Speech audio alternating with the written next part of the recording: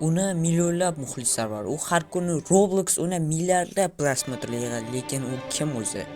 Oila ahvoli qanday? Qayerda yashaydi? Bugun biz Pozi haqida gaplashamiz. YouTube'ni fenomeni qanunda ketdi. Alexey 1999-yil 22-avgustda tug'ilgan. U YouTube'ga erta kelgan, lekin boshida kontent hamma narsa haqida edi. U CS:GO o'ynardi, qo'rqinchli o'yinlarni o'tardi.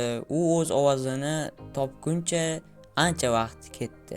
Asosiy burilish nuqtasi qachon sodir bo'ldi? Bilasizmi? U Robloxga e'tibor berganiga boshlab, u Robloxni oddiy o'yin emas, balki kontent fabrikasi ekanligini angladi. Minglab mini o'yinlar, cheksiz imkoniyatlar bu yosh tomoshabinlarni uchun ideal edi.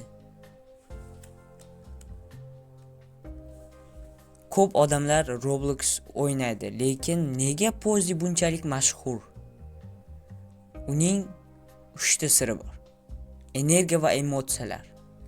U o'yinni shunday his qiladiki, siz ham u bilan birga qo'rqasiz, xursand bo'lasiz. Uning qo'rqinchli kunlariga bularning hammasi brendga aylangan.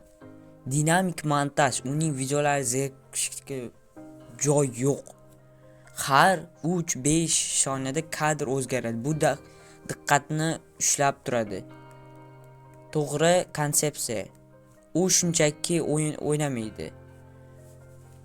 U biz qochqinni topdik, million darajada parkur o'tdik kabi hikoyalarni yaratadi.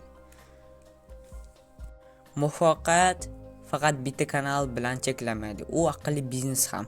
Pozi Blogs faqat Roblox bag'ishlangan ikkinchi kanal millionlab obunachilar yig'di.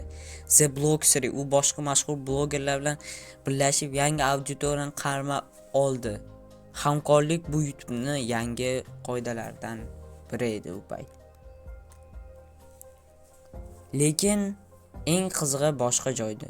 Biz uning o'yin uslubini bilamiz, ovozini bilamiz, lekin uning o'zi haqida deyarli hech narsa bilmaymiz. Alexey o'z shaxsiy hayotini qattiq sir tutadi.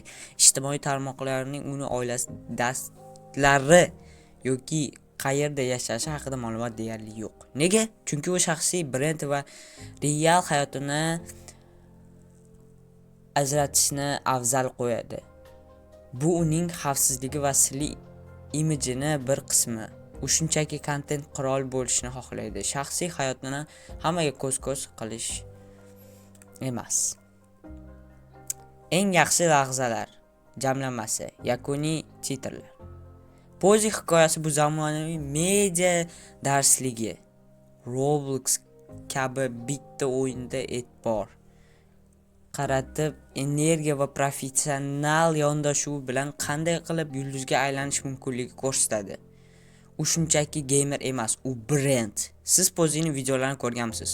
Uning eng sevimli Roblox xaritasi qaysi? Izohlarda yozib qoldiring. Fikringiz biz uchun muhim. Hammaga rahmat.